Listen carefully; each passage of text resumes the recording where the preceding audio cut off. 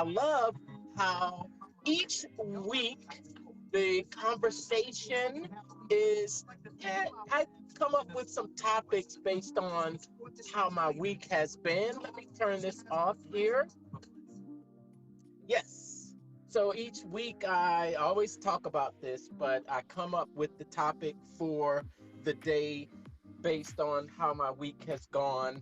And this week, the topic is the problem to the solution. The problem to the solution. Um, I, this that topic. Well, the title for this topic came to my mind this week. And if you're wondering exactly what that means, it's that once you solve a problem, once you solve a problem and you've got the solution, the the problems don't stop with that solution. When you solve a problem, each problem that you solve brings up a at least 10 more problems that need to be solved after you solve one problem. And it's a and I really experienced that this week. And just to give you a little overview of how my week has been, I've been playing landlord this week still. You know, I'm not a landlord in life, but I just play one on television, right? So I've been talking about this on my past couple of uh, live audio rooms about my most, if you don't know, I do own, so I own real estate properties and I rent them. And I typically have my brother is my manager. And a couple months ago, he went out with the surgery, and he's been out for a couple of months. So I've had to take over the management duty responsibilities that he normally takes care of for me. And I told him the other day, I said, I miss you because it has been a uh, full-time duty. Just had basically I had one of the tenants was actually uh, just moving in, so it's not always this busy, but during this time when it's one of them that's empty, and I've got to find someone first, and then I've got to background check, interview, show the place, and then kind of get them into the place. And then this time, we're also in the middle of doing some remodeling inside the place. And I have to say that my tenant has been a uh, a blessing. I've had some tenants that haven't been as accommodating or as as uh, as appreciative, but oh, I tell you, they've texted me and said, "Look, I did this. I found this, and I did this." And this really brings me up to the topic of this week's conversation, which is the problem to the solution.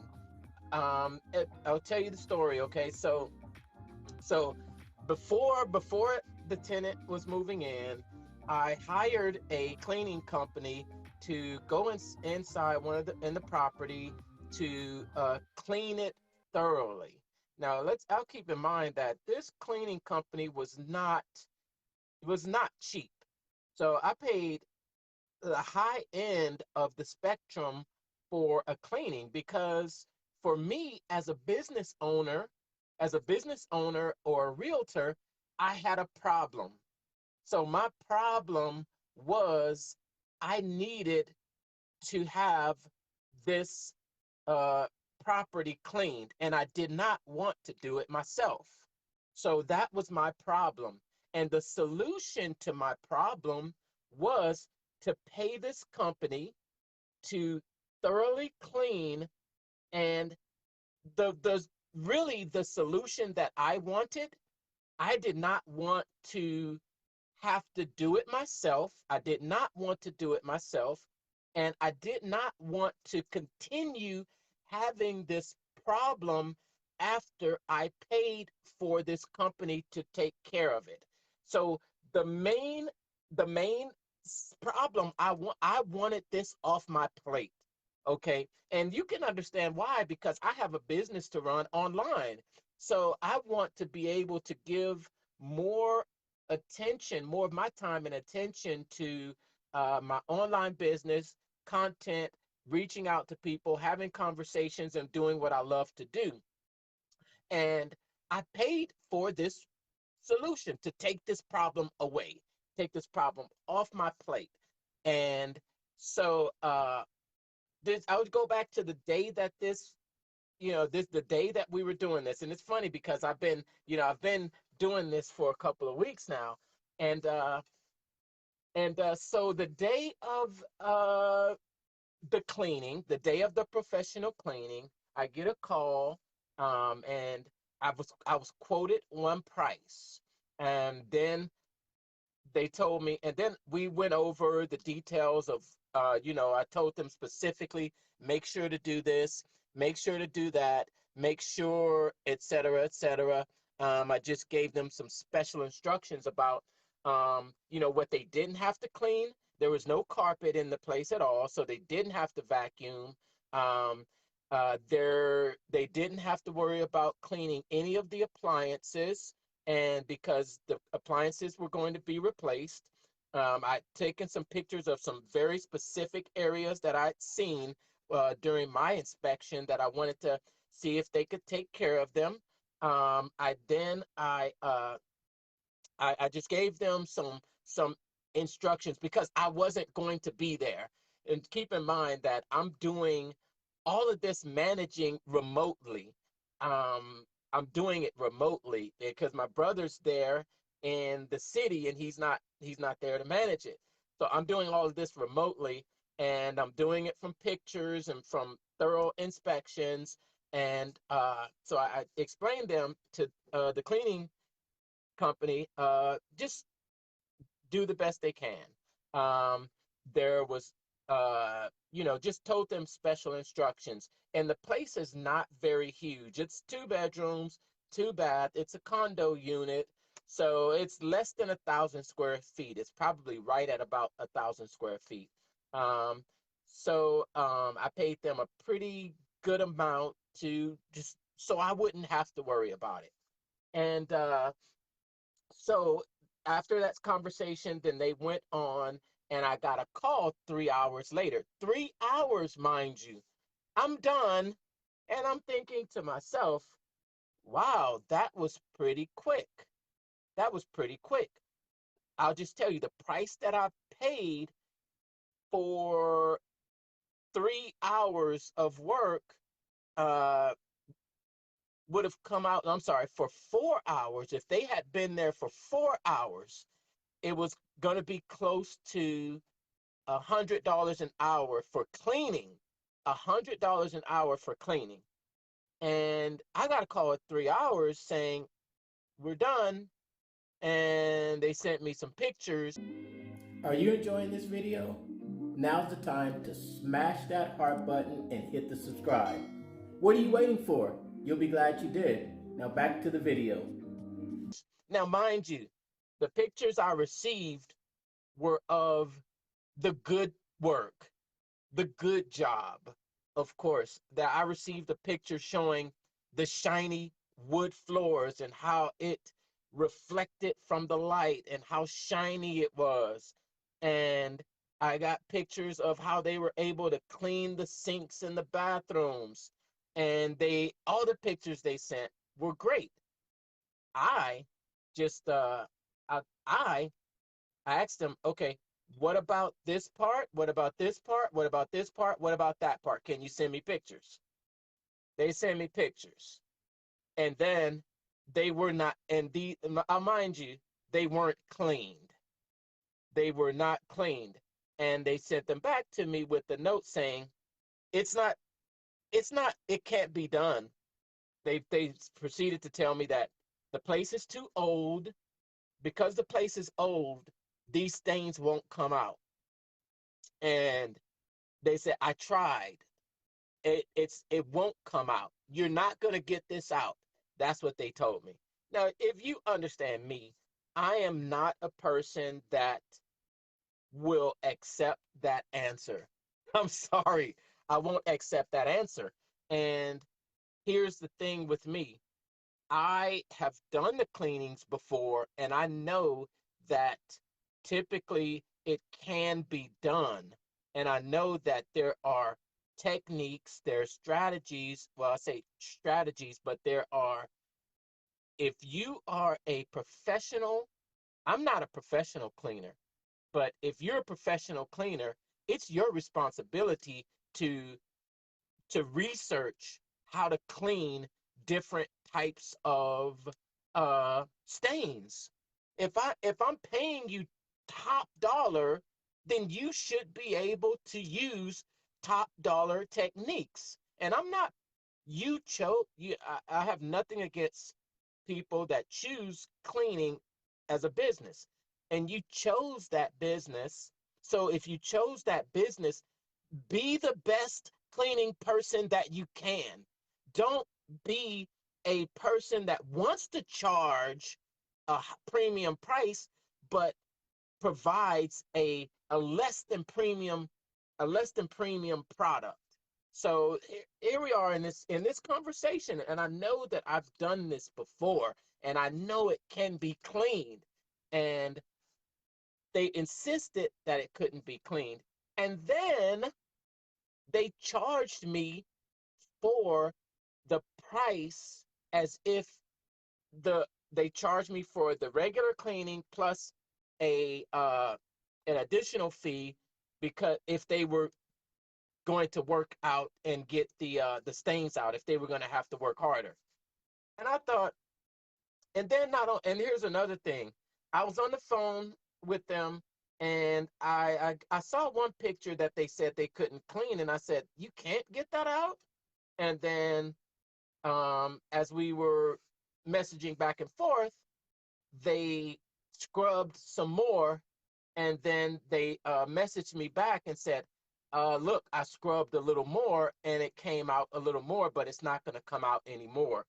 At this point, I'm thinking, it took you less than 5 minutes to get it looking better. What I see is that you don't want to spend a little extra time there to get it clean. So I'm not very happy at this point, because I paid money to have a problem solved. But at this point, if we leave it where it is at this point, I'm still going to have a problem after I've paid to have a problem taken off of my plate. If you understand, I did not, the problem that I wanted solved was not to was not to have to to have this done, to check this off of my list, to say it's done. I do not have to worry about this anymore. My intention wasn't to pay money only to still have the same problem. And so I wasn't happy at this time. I was not happy. And I I told them, I said, it can't be done or you can't do it. And they continued to tell me that it couldn't be done. And I'm thinking, here, you just spent 5 minutes. You want me to pay the equivalent of $100 per hour, and you're not, you should, you should spend more time. You don't want to stay there longer than 4 hours.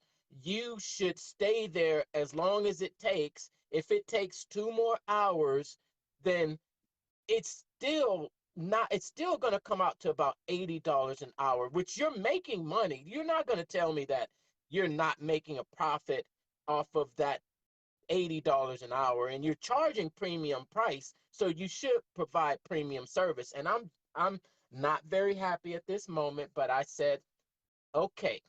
I said, okay. And then I paid half up front, and then the deal was to pay half up front and the next half after the job was completed.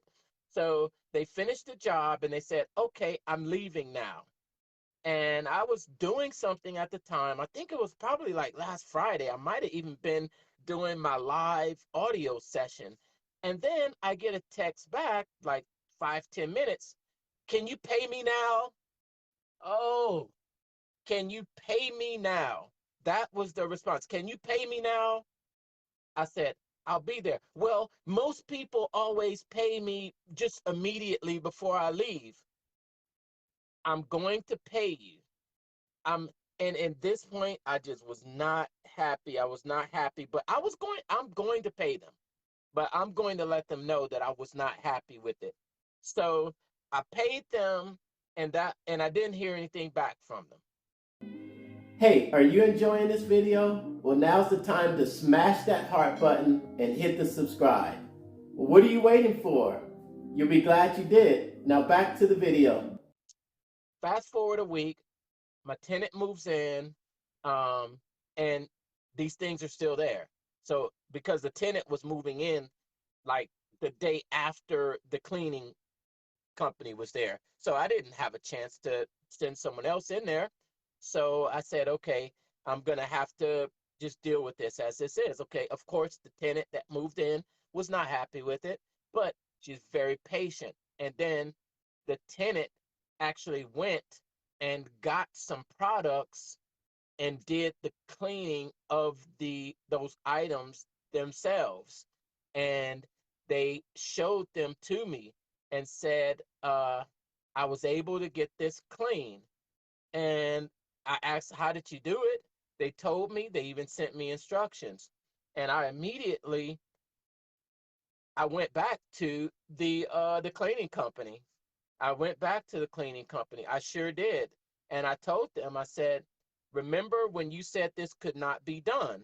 Well, look, they and the cleaning company wanted to argue with me about, well, I told you I couldn't do it. Well, if you could not do it, you should not have charged me for it. So, bottom line, I ended up making the the cleaning company refund a portion of the uh of the cleaning that they charged me for. And I went back and I told my current tenant, I said, thank you so much for taking your time, getting the supplies, doing that work. I talked with the cleaning company and they're going to refund me uh, this amount of money, and I'm going to take that off of your rent. And my tenant said to me, she said, she said, uh, she said, wow, you are tough.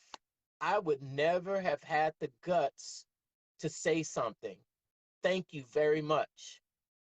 So I'm at my 20-minute limit. So I want to just wrap this up and just summarize the the entire problem to the solution discussion today.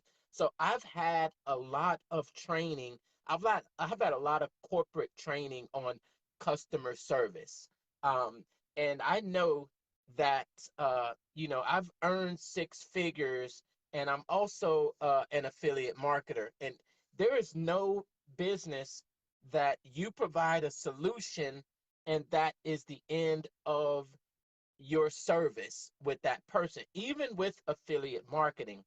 And I and here's the really great thing about everything that occurred, because um because I fought for my tenant.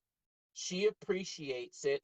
She will have a very good uh we'll have a very good relationship because she knows that I'm fighting for her and that I am not just out to uh just be one of those landlords that doesn't care, but I learned to listen to her. I listened to her. I didn't tell my tenant, oh, you're crazy, it's clean, it can't be clean. I said, I know you're right, and I appreciate that, and I'm going to listen to you. Whereas the company that did the cleaning, they weren't listening to me. And even in our conversation, I had to tell them, I said, and that we were going back and forth, and they were saying to me, I don't want to be argumentative. And I said, and they said, I don't want to be argumentative. Why are you coming after me? And I said, I am not being argumentative. I'm expressing a concern. I am a customer. I paid for you to have this done, and it's not done. That's why I'm having this discussion with you. I'm not having this discussion with you because I just want to have a discussion with you. I told you that when you were there that it could be done and you just couldn't do it. You insisted to me that it couldn't be done. So, and and then she said, "Well, how did you do it?" And then I sent the cleaning company the instructions on how it was done. I also sent them the pictures showing that it was clean. After they agreed to actually refund the money, they said, "Thank you. I'm sorry for the hassle. And next time, what I'll do, I think next time, I will carry those supplies with me." So I was, I was the cleaning company's worst customer, but I was also their best customer. I was their worst customer and their best customer at the same time because they had told me, "Well, we never get complaints." Well, most people don't have the guts to say anything, and a lot of people will not complain, but that does not mean that they don't have a complaint. So for me to actually speak up and not settle for that, it's going to make them a better company. It's going to help them. And not only that, but here's what I did. I modeled I modeled for them what it's like to listen to their customer because I listened to my customer. I listened to my customer, which is my tenant, and I fought for my tenant. I wasn't going to dismiss my tenant's complaint. I wasn't going to dismiss their complaint. I know that is the first step to a relationship going downhill is dismissing another person that is actually expressing themselves to you. It's a gift for someone to express themselves to you because now if they don't say anything, if they don't have the guts to say anything and they don't speak up, then you will not know exactly how you can improve. You will not know exactly how you can improve. So for me to actually speak up to the cleaning company, which they said no one ever complains, well, you know what? I am going to speak up because I want to speak up not just for my tenant but for you too, because if this is the customer service that you provide, then you need to improve. You need to step up. So that is the problem to the solution. Understand that once you solve a problem, once you solve a problem, then you'll still have more problems to solve after you provide a solution. And if you do not have the customer service skills, then you should invest in that service part of the sale because it is a part of sales. It's not a negotiable, it's not a negotiable part of sales, and that's the service part. And even, yeah, I'm going to say it maybe this will be buried deep into one of my live audios where maybe not a lot of people will hear this, but affiliate marketing, there is still a service component to affiliate marketing. You can send people to another person's product and they provide all the the the service, but if you're sending them to specifically a software as a service and you've recommended, you will have some uh, some customer service that is going to go back on you. So that is my talk today, family. Family. Until next time, family, have a great day. If you're just starting out online, you're probably studying a lot. That's great. You're probably geeking out on all the strategies also, right? Well, that's also great. But the hardest part is figuring out how to communicate in a way that makes someone want to buy from you and how you should sell to them, right? Well, that's also what I struggled with for a while until I found the formula. So I created this free 5-day challenge called the Make More Money Marketing Challenge to get you on track with your marketing and, more importantly, the right sales scripts and processes to get it off the ground and getting people to take you up on your products, services, and your opportunities. You want to come? Well, there's small groups on purpose so I can answer your direct questions for 5 straight days. You can hold your spot by going to www.thementalmarketer.com/4M challenge sign up. Again, that's thementalmarketer.com/4M challenge sign up. Check the site for dates and times. I'll see you on the inside.